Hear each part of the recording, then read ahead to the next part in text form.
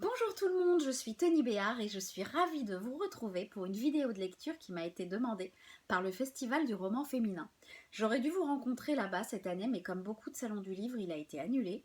Donc, pour patienter jusqu'à la prochaine édition, je vais me présenter en quelques mots et puis surtout, je vais vous lire un extrait de mon dernier roman, Si tu m'oublies.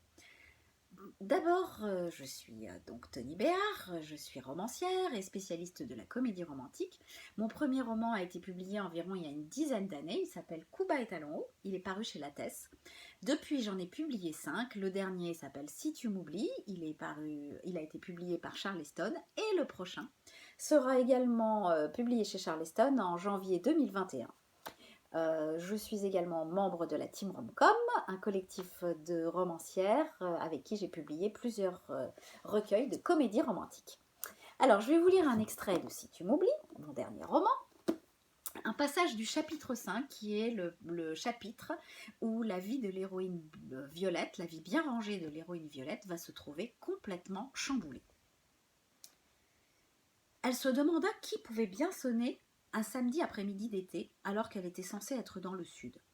La gardienne? Amanda? Franck? Quittant la fenêtre, elle ouvrit la porte.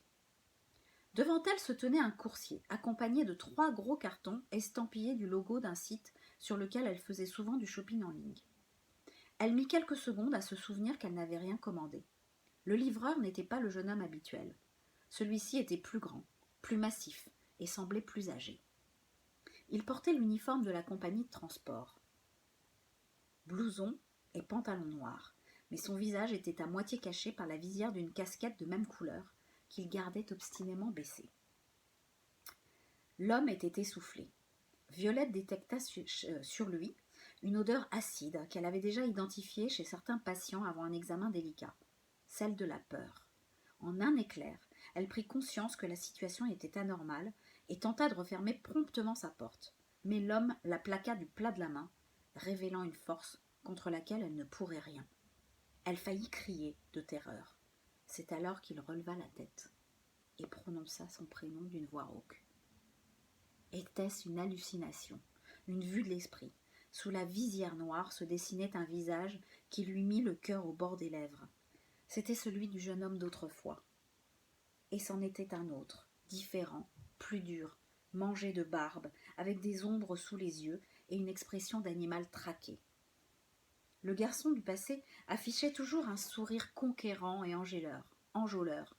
Il avait des yeux ardents qui semblaient prêts à dévorer le monde, et non ce regard éteint de bête blessée. Puis l'homme étira ses lèvres pâles en une ébauche de sourire. Elle le reconnut, et son cœur chavira. Devant elle se tenait Joachim Calderon. « Jo, souffla-t-elle. Il dressa son index devant sa bouche pour mimer un chut. « Bonjour madame, où est-ce que vous voulez que je vous mette tout ça ?» Elle hésita un moment, mal remise de sa frayeur, le cœur en ébullition et la raison flairant les ennuis. Des dizaines de questions se bousculaient sur ses lèvres, mais la première chose qu'elle trouva à lui dire, après toutes ces années, fut « T'es pas sur Facebook ?» Et lui « Tu me laisses entrer ?» Sa voix était basse, presque enrouée, la voix d'un homme qui ne parle pas souvent. Il semblait absolument éreinté, mais animé d'une volonté implacable qui le faisait tenir debout. Un homme aux abois, sous tension, et elle en était certaine, un homme en danger. C'était de l'imprudence, de la folie, mais elle s'effaça pour lui laisser le passage. La situation était tellement inespérée. Elle avait beau connaître l'adage qui dit que les choses arrivent quand on ne les attend plus, le délai lui paraissait quand même exagérément dépassé. Il souleva les cartons qui semblaient peser très lourd et les rentra rapidement avant de refermer sa porte. Son regard fit plusieurs fois le tour de la pièce, scrutant les moindres recoins, comme un radar. « Tu as un ordinateur, avec une webcam? Il est allumé ?» Violette secouait négativement la tête et chercha un fauteuil où s'asseoir, mais malheureusement il n'y avait plus un siège libre dans la salle à manger en sens dessus-dessous. Elle s'appuya contre le mur. « Pourquoi ?» demanda-t-elle. Il ne répondit pas mais s'approcha d'elle. Elle s'éloigna, imperceptiblement. Ce Joachim inconnu, déguisé, qui semblait vivre dans une autre dimension, un espace-temps parallèle d'où l'on peut surgir du passé, la mort aux trousses, et frapper à la porte de quelqu'un pour lui livrer des ennuis en paquet. ne la rassurait pas plus que ça. « Violette, j'ai besoin que tu me rendes un grand service. Peux-tu garder ces cartons ici pendant une semaine? Ensuite, je reviens les chercher et je ne t'embête plus. » « Qu'est-ce qu'il y a dedans? » ?»« Rassure-toi, ni de la drogue ni des armes. »« Ah super, me voilà tout à fait tranquille. » Il plongea son regard dans le sien. Si elle faisait abstraction des ridules et des cernes, elle pouvait retrouver le regard noir velours de Joachim Calderon. « S'il te plaît, juste une semaine, c'est très important. » Violette sentit la colère, sa très vieille colère, avec ses copines rage et impuissance, qui remontaient lui chatouiller le nez. Elle aussi, elle avait eu des choses très importantes à lui demander, mais elle n'avait jamais pu le faire. « Tu peux m'expliquer 2-3 trucs? Où as-tu disparu? Pourquoi tu nous as plus jamais contactés? Pourquoi ne trouve-t-on nulle trace de toi sur Internet, ni nulle part? » « Violette, je ne peux pas répondre. Je ne peux pas rester même 10 minutes. Je veux que tu sois en sécurité. Tu ne le seras pas si je suis repérée. J'ai besoin de cacher ces cartons ici et de régler des choses. Dans une semaine, je reviens et on se raconte tout. Samedi prochain, promis, je serai là. Est-ce que tu peux m'aider? » Si un jour, quelqu'un lui avait dit que Joachim lui demanderait de l'aide et qu'elle la lui refuserait, Violette l'aurait traité de fou furieux, de débile profond. Et pourtant, elle mourait d'envie de le faire. Si ses enfants avaient été là, elle l'aurait même chassé sans aucun scrupule. Mais il ne devait pas rentrer avant la fin du mois. Alors elle se visualisa une semaine plus tard, assise dans ce même salon, tenant Joachim à sa merci, pour le faire parler, sans échappatoire possible. « Ok, mais je te préviens, si. Où est-ce qu'on peut cacher ça? »« Dans ma chambre, mon dressing. » Il la suivit, les bras chargés, tandis qu'elle vidait une partie de ses affaires, sans en demander davantage. Ils agirent rapidement, calèrent les cartons bien au fond, disposèrent des boîtes à chaussures devant, sur les côtés et au-dessus. Du boulot propre et bien fait. Nul n'aurait pu soupçonner la présence de paquets suspects derrière les boîtes à chaussures empilées. Joachim semblait soulagé et avait retrouvé un semblant de sourire. « On dirait que t'aimes toujours les pompes ?» Violette détourna le regard. Elle s'habillait sobrement, se maquillait peu, portait ses cheveux attachés en queue de cheval, mais oui, les chaussures étaient toujours son péché mignon. Chacun de son truc.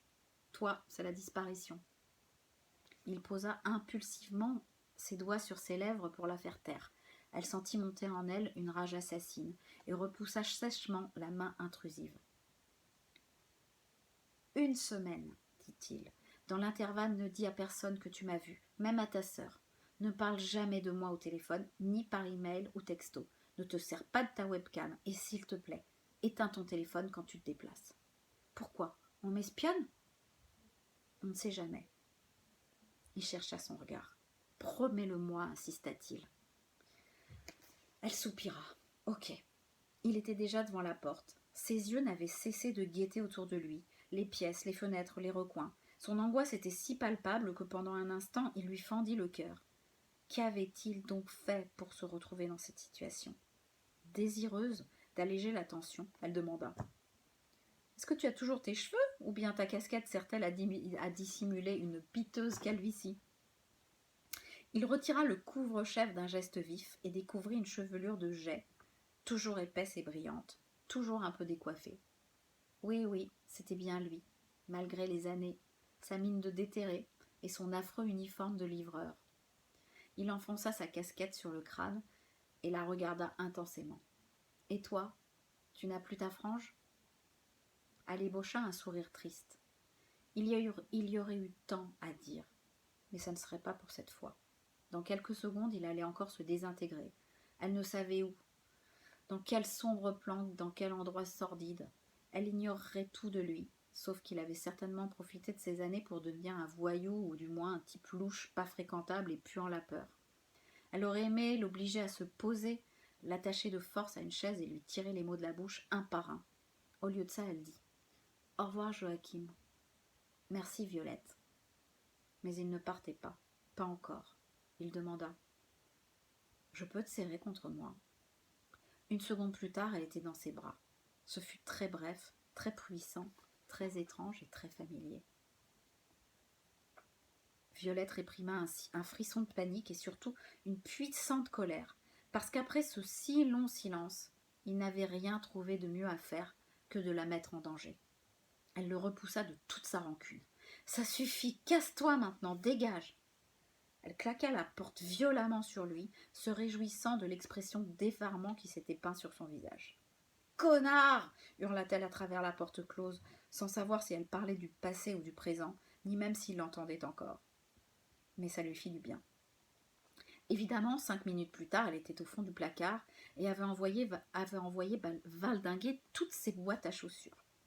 Les cartons étaient là, sagement empilés. Elle attaqua le premier avec ses ongles griffant et arrachant pour décoller le scotch. Il y avait du papier bulle et des cacahuètes en polystyrène, et puis... bordel de merde. Il dormait là, sagement entassé. Des centaines et des centaines de billets en petites coupures. Il devait en avoir pour des millions. Tremblante de terreur, Violette referma tout. Les cartons, les boîtes, le placard. Elle remarqua alors une petite enveloppe qui était tombée sur le sol et l'ouvrit. « Violette, ce n'est pas la peine de compter. Il y a 5 millions d'euros. Prends-en soin. J. » Et voilà, fin du chapitre 5. Si vous avez envie de connaître la suite, je vous signale que Si tu m'oublies est disponible en abonnement Kindle, donc gratuit si vous avez l'abonnement, ou sinon en téléchargement sur toutes les plateformes. Eh bien écoutez, j'espère vous retrouver vite pour la prochaine édition du Festival du roman féminin. En attendant, restez chez vous, prenez soin de vous, je vous embrasse.